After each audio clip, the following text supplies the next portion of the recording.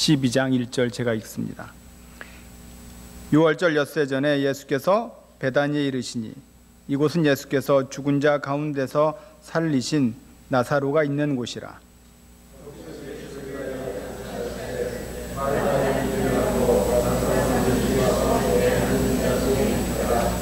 마리아는 지극히 비싼 향유 곧 순전한 나드 한 근을 가져다가 예수의 발에 붓고 자기 머리털로 그의 발을 닦으니 향유 냄새가 집에 가득하더라. 아멘. 우리가 삶에서 가지는 모든 열망 가운데 행복한 가정에 대한 열망처럼 짙은 소원은 없을 것입니다. 그런데 이 행복은 사실 성경적인 단어라기보다는 세속적인 단어에 가깝습니다. 행복하면은 영어로 해피네스라고 하죠. 네, 이것은 우리가 뜻하지 않는 횡재나 운을 맞이했을 때 쓰는 단어가 행복입니다. 그 어원은 해픈에서 발생을 한 거죠. 우연찮게 발생했는데 그것이 나에게 복이 되었다, 잘 되었다라고 했을 때 행복이라고 우리는 이야기를 합니다. 그런데 성경에는요, 이런 세속적인 개념으로 행복이 쓰여지지 않습니다. 그러면 성경에 나오는 복은 무엇일까? 세속적인 이 행복과 견주어서 성경은 어떻게 행복을 이야기할까? 가장 가까운 복이라면 우리는 블레싱을 예를 들 수 있습니다. 하나님의 복, 블레싱, 즉 블레싱은 피의 제사를 통해서 복을 누리는 거죠. 이 어원은 블러드에서 시작을 합니다. 블러드에서 블레싱이 나온 거죠. 즉, 이 하나님과의 함께하는 하나님과의 관계 속에서만 이루어질 때에 참다운 복이 이루어진다라고 하는 겁니다. 즉, 하나님과의 제사, 올바른 관계가 맺어지지 않을 때 나의 삶은 행복할 수 없다. 즉, 하나님과의 전제로만이 복을 생각한다라고 하는 뜻입니다. 사실 성경이 가르치고 있는 이 복의 개념은 바로 여기서부터 시작을 하는 거죠. 하나님과 나 사이의 바른 관계, 이게 성경이 말하는 복의 전제가 된다라고 하는 사실을 기억할 수 있기를 바랍니다. 내가 어떻게 사느냐, 내가 내 인생에서 어떻게 추구하느냐, 내가 어떻게 만족이 되느냐가 복이 아니라 가장 근원적으로 하나님과의 나는 어떤 관계에 있는가를 생각할 때에 복이 출발을 할 수 있다라고 말하고 싶습니다. 오늘 성경에는 한 가정이 복스러움을 우리에게 소개해 주고 있는 거예요. 이 가정은 오늘날 우리가 생각하고 있는 세상이 바라고 기대하는 그런 식의 가정은 절대 아닙니다. 본문에 등장하는 마르다와 마리아, 그리고 오빠 나사로가 나오죠. 함께 한 집에서 3남매가 살아가고 있습니다. 마르다와 마리아가 시집을 갔는지 안 갔는지 언급이 없죠. 오빠인 나사로는 정말 장가를 갔는지 어떤 직업이 있는지 전혀 언급이 없습니다. 겉으로 보기에는 정말 이 가정이 행복한 가정인가라고 우리가 생각할 때에 그렇지 않다라고 판단할 수도 있죠. 쉽게 말해 이 가정에는 노처녀 둘과 노총각인 오빠가 특별한 자비 없이 하루 전전긍긍하면서 살아간다라고 비춰질 수 있습니다. 우리가 생각하는, 세상이 생각하는 행복과는 전혀 동떨어진 가정이라고 하는 거죠. 그런데 이 가정은 정말 주님 보시기에 너무나도 행복한 가정이 아닐 수가 없습니다. 행복한 가정의 조건이 무엇이에요? 좋은 집에서 단란한 가정을 이루고 풍요로운 경제적인 것을 얻으며 또 쾌락의 즐거움을 갖는 그곳이 정말 행복한 가정이라고 이야기할 겁니다. 우리 주변만 봐도 좀 더 편안하게 누릴 수 있는 아늑한 집, 편리한 삶의 구조를 가지고 있는 집, 이러한 가정이 행복이라 말할 수 있지요.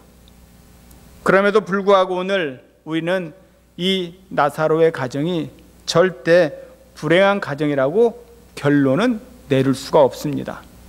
행복의 세속적인 조건을 가지고 있지 않은 가정이라고 생각할지라도 결코 불행한 가정이 아니라고 하는 것이죠. 이 가정을 예수님이 3번을 방문하셨습니다. 성경에서 3번 이상 가정을 방문한 경우는 드물어요. 정말 찾아보기 힘듭니다. 3번 이상 가정을 방문한 이 가정, 이곳에서 예수님은 쉼을 얻었고 안식을 누렸다라고 하는 것이죠. 정말 마르다 마리아의 집, 말만 들어도 포근하고 따뜻함을 느낍니다.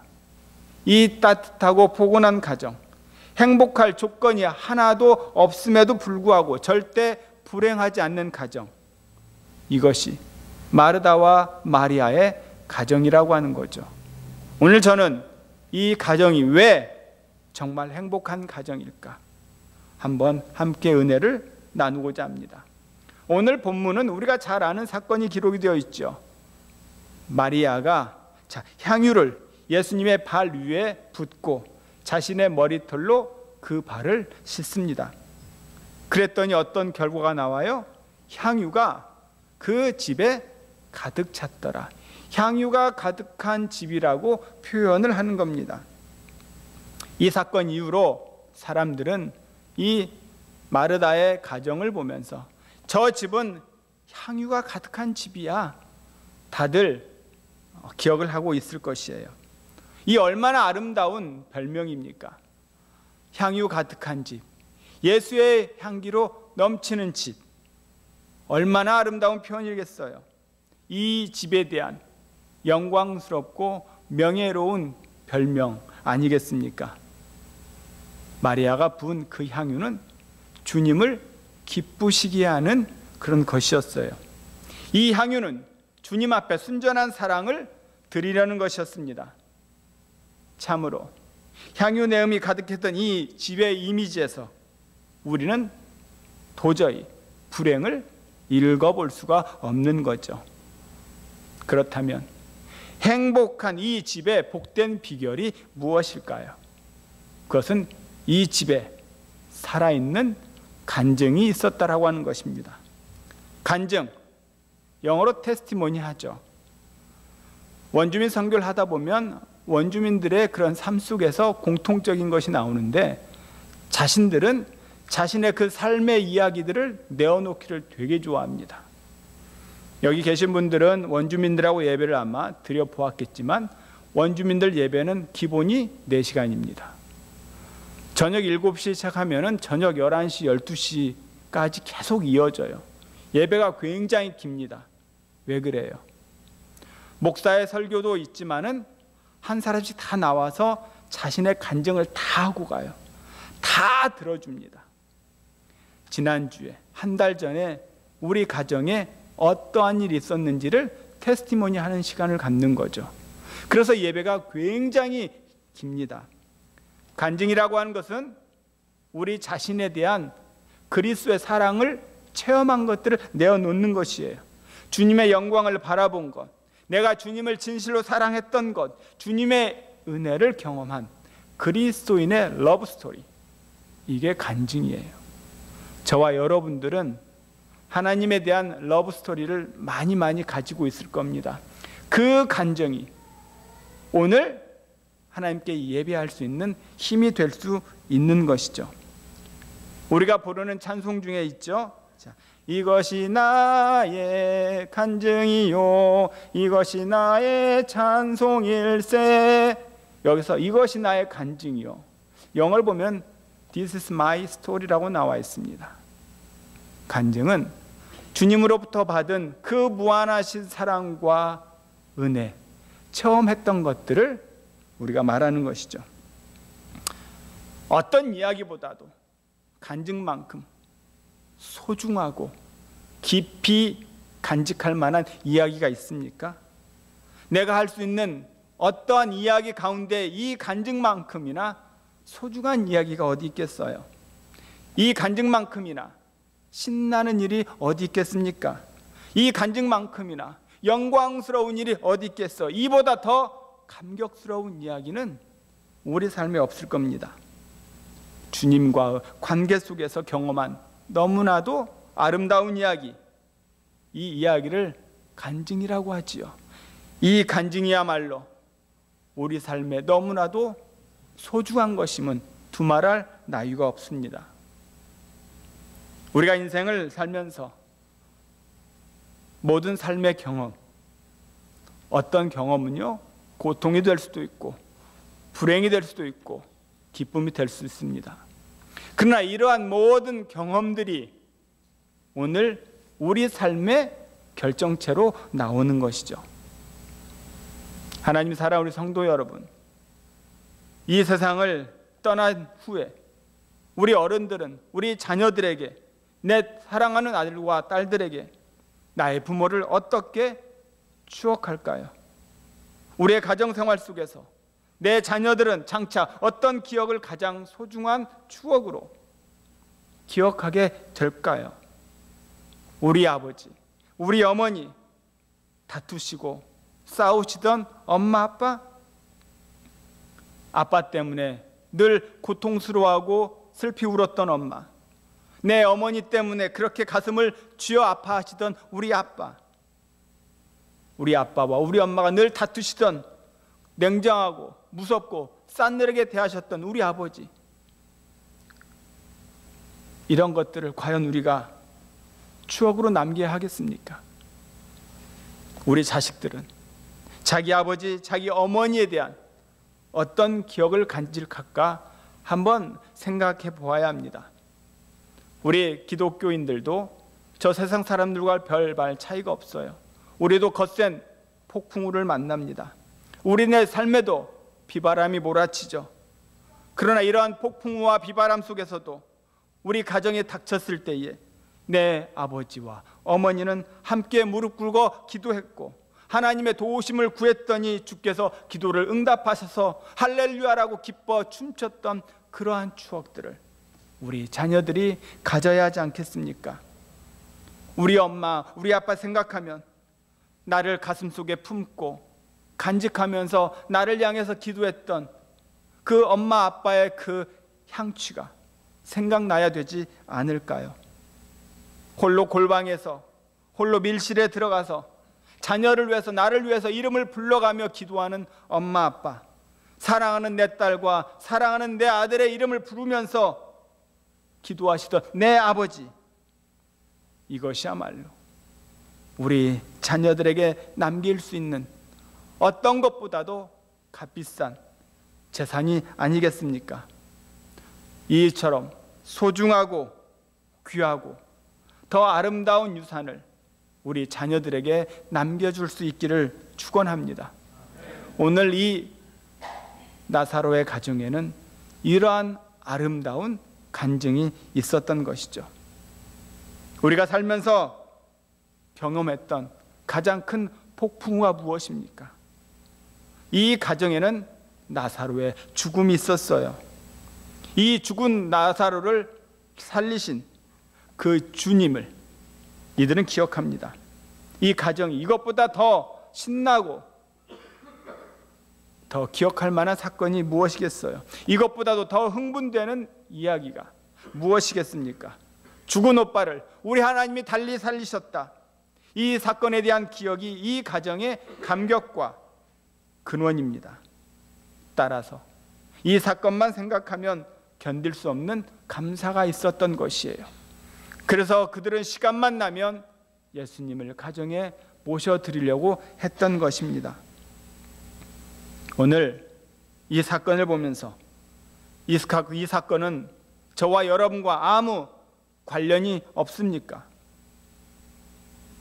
나사로를 다시 살리신 것은 죽음이 마지막이 아니라고 하는 것을 알려주기 위한 예수님의 예표입니다. 이 죽음이 마지막이 아니라는 부활이라고 한 것을 가르치기 위해서 대표로 한 사람만 살리신 사건이 이 나사로의 사건이에요. 예수께서 무덤 앞에서 나는 부활이요 생명이니 나를 믿는 자는 죽어도 살겠고 그랬어요. 나를 믿는 자는 죽어도 살겠고, 이 말은 육적인 부활입니다. 무릇 살아서 나를 믿는 자는 영원히 죽지 아니하리니, 이 말씀은 영적 부활을 의미하는 것이에요. 하나님이 내 아버지가 되고 나는 새 생명을 얻은 하나님의 자녀가 되는 이것이 영적 부활인 겁니다. 그래서 우리는 다시 산 것이죠. 우리의 삶 속에서 영적 부활을 날마다 체험해야 합니다. 모든 그리스도인의 삶 속에는요, 영적 부활의 체험이 있는 것이에요. 이 나사로의 이 가정에 부활의 그 간증이 있었듯이 저와 여러분의 가정에는 이 영적 부활의 간증이 날마다 있어야 합니다. 다시 살아난 경험 있습니까? 영적으로 다시 살아난 경험, 송장이 벌떡 일어나는 그런 경험 못지않게 더 중요한 것이 영적 부활이에요. 영적 부활의 체험이 나에게, 우리 자녀에게 있는지 한번 물어보세요. 여러분의 가정 속에 이 영적 부활의 책임이 있습니까? 내 사랑하는 남편에게, 내 아내에게, 나의 자녀에게 영적 부활의 체험이 있습니까? 우리들이, 내 자식이 영적 부활을 경험하고 이 부활을 통해서 다시 한번 거듭나는 인생을 사는 것만큼이나 중요한 것이 무엇이겠어요? 우리에게는 이 영적 부활이라고 하는 체험을 해야 합니다. 이렇게 해서 내 생명이 내 속에 찾아오는 순간 우리는 다시 살아나는 것이죠. 우리들의 삶에서 이 부활의 체험이 우리의 가정 속에, 그리고 내 사랑하는 남편과 아내와 자녀 속에 일어나는 것이 세상의 구경거리가 되어야 합니다. 세상의 뉴스거리가 되어야 되는 거죠. 저 집의 사람들이 변했네, 저 집사람들의 얼굴 색깔이 변했네, 행동이 변했네, 이게 뉴스거리가 되어야 된다라고 하는 것이죠. 이것이 간증입니다. 우리 입에서 나오는 모든 이야기들, 바로 이 간증을 통해서 우리의 형제와 우리의 이웃과 친척이 변하는 것이죠. 간증이 있는 집, 영적 부활의 체험이 있는 집, 그 가정이 하나님 보시기에 가장 단란한 가정이요 행복한 가정입니다. 간증이 있으면 예수님의 향유로 가득 찹니다. 여러분의 집을 뭘로 채우겠습니까? 좋은 가구로, 안락한 것으로? 아니죠. 간증, 살아있는 간증으로 채워야 합니다. 영적 부활의 체험으로 우리 가정을 채워야 합니다. 그리할 때 정말로 우리 가정이 저 세상 사람들 눈에 아름답고 황홀하게 비춰지는 까닭이죠. 예수님의 향유로 가득 찰 때에 우리의 복이 저들에게 넘쳐 흘러갈 것입니다. 오늘 구정을 맞이해서 행복한 가정, 단란한 가정은 바로 예수님의 이야기거리로 가득 찬 가정이에요. 예수의 향내로 가득 찬 가정이야말로 정말 행복한 가정입니다. 여러분, 간증을 많이 가지시고 무엇보다도 영적 부활의 체험으로 우리 자녀들에게 그러한 유산들을 남겨줄 수 있기를 축원합니다. 이 나사로의 가정, 살아있는 가정, 아니 살아있는 그 간증, 그리고 살아있는 그 영적 부활의 체험, 이 설을 맞이하여 우리 모든 성도들에게도 이러한 간증과 부활의 체험이 있을 수 있기를, 그래서 예수 향유가 가득 넘치는 가정이 될 수 있기를 주의 이름으로 축원합니다.